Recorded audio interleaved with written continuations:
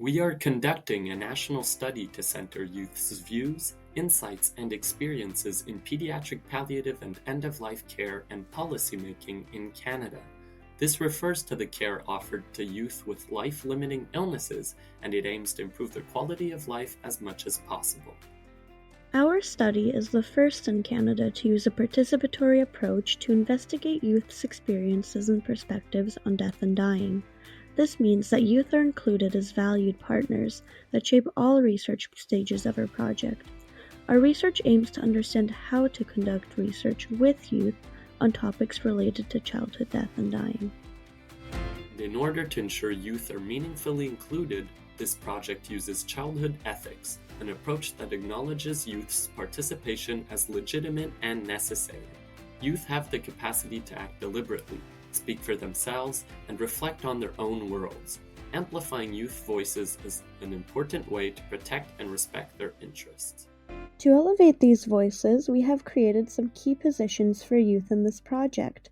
The first are the 2 youth co-researchers, who work directly with older researchers to run all parts of the project.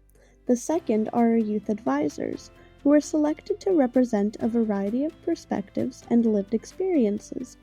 These advisors share their perspectives on our research design and will participate in the interpretation of research results. With these principles firmly established, it was now time to turn to the first step in the research process, which was to better understand what is already known about the topic. To do so, we conducted a literature review.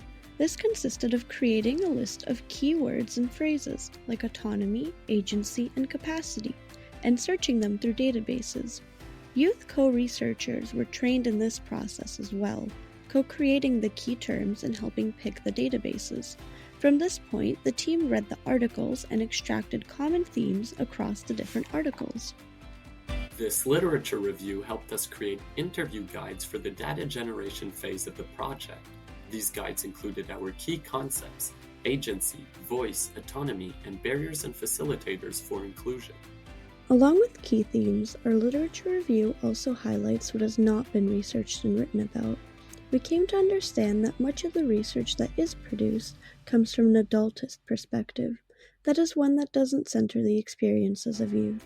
In the 52 sources that did exist, no projects included youth in the design and decision-making process. This is an important finding because projects that are designed without youth can produce different results than those that are designed with youth. To better interpret our findings, we consulted our youth advisors about their experience participating in research.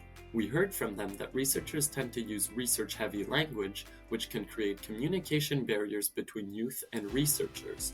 When researchers are perceived as officials and adults, many youth feel uncomfortable sharing critical information. Also, the way data is interpreted changes when there are youth on the team.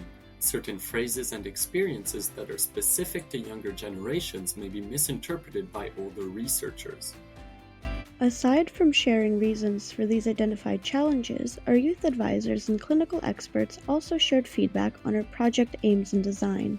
They were asked for their thoughts on what questions future participants should be asked, how to engage youth participants, and who should be analyzing these results. After all the consultations were completed, the team, including youth co-researchers, had to analyze the information to adapt the research design to better include youth. An important takeaway we learned is that we should create materials, such as infographics and a webinar, which our participants can review at their own pace before they are interviewed in the data generation phase. Once the research design has been finalized and ethics approval is received, we will generate data in multiple ways, be it through interviews, arts-based creation, or fieldwork.